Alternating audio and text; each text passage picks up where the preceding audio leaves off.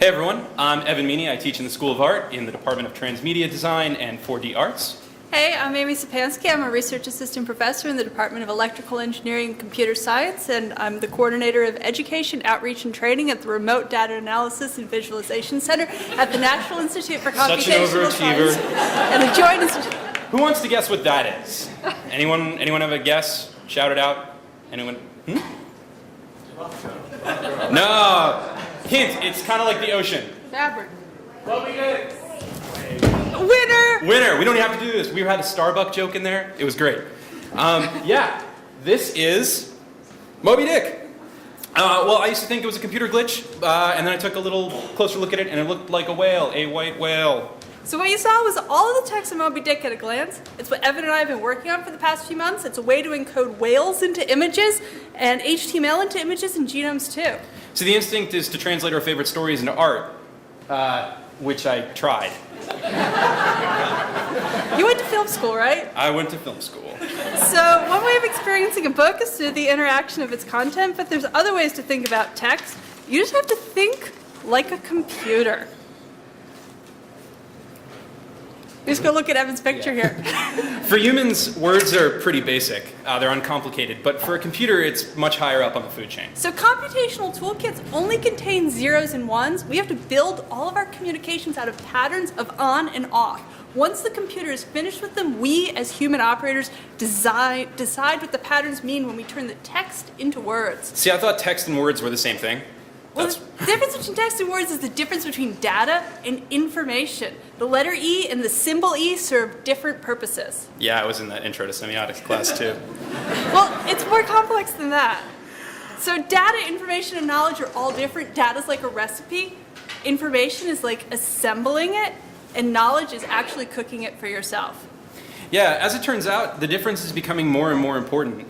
In February, President Obama passed this huge big data grant, which we obviously are very interested in. So, big data, big money. Big data, big money. So important, in fact, that their whole government agency is dedicated to that differentiation, which brings us to Sean. So who's concerned about their data? Their bank accounts? Their social security number? Anyone? You're worried? I'm worried. This is our friend Sean Kay. He's, and I'm not going to screw this up, the National Intelligence Officer for Cyber Issues at the Office of the Director of the National Intelligence. And he's not really interested in your data. He's worried about the information that it represents. See, the information of Moby Dick is a familiar story. We often forget that data is what makes it.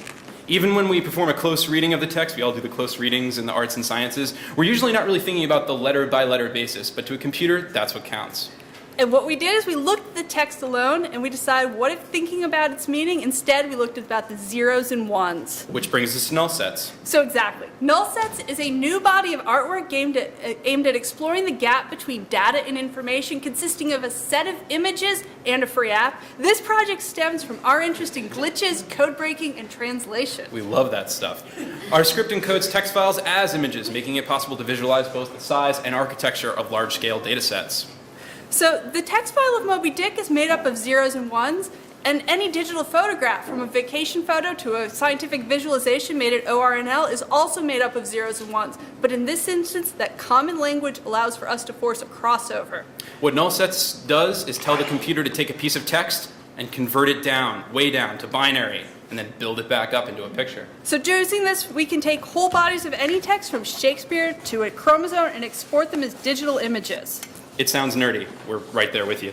So for instance, in a gallery, we can analyze these data sets side by side. We can consider the differences in architecture, color, density, and size between a security code and the Bill of Rights. Amy, what's this? Okay, so with the JPEG image, it's going to be a series of zeros and ones, and it's going to represent for each block of 8 by 8 pixels. 13 seconds. So you have a header, which is going to tell you how the differences from the previous image to the next one, and then so once we figured out the how, we got to thinking about the what. So this is an interdisciplinary project, and we decided to pull text from different schools of study, from different formats. We wanted to see how they'd act, so we picked things with different languages. And our favorites. Roland Bart. Euclid's Elements. Yeah, we translated a whole bunch of them. So we had some very generous support from our homes here in art and EECS, as well as some really good help from the Extreme Science and Engineering Discovery environment. Which sounds as cool as it is. We also had help from the Professional Development Award from the Graduate Council of the College of Arts and Sciences and an EPI Award from the Office of Research, who we love. And so this allowed us to translate our work into something to share with a wider audience. But once we were able to develop this whole thing and then start sharing it. We shared it online by developing a website, and that caught the attention of Project Gutenberg. Project Gutenberg is a very large repository of free text, who we are now partners with, and they are super lovely. So once we get out of the computer, things get a little bit more complicated. Translating our images into physical prints poses some challenges. Data like this is meant to exist in the form of on screens or in files, but in the real world it gets more complicated. When we printed them out, the images ran the gamut from 1/2 inch across to 12 feet across, which was the chromosome. So it became a printing nightmare. Oh, yeah, sorry, my line. So we started with a text file and turned it into an image file and then turned that into a physical print to exhibit in a gallery. But then, why have that process go only one way? Who's to say that we can't take one of these scans and reconstitute the text that produced them? Like a barcode? Exactly. Oh, God. Wait, Evan, you made a glitch in the presentation? I'm very meta. It's not a glitch. We just did infinite jest. Oh, of course. But it just goes to show a glitch is data peeking out from behind the curtain, reformatting our expectations and perhaps what we think that we know. Thanks, everyone. Thank you for coming and staying with us. If you have any questions, so we want to give extra special thanks. We want to thank Crystal Yost, we want to thank Beauvais Lyons, we want to thank Jason Shoemaker and everyone in the Provost's office for putting this together. Good night, y'all. good night.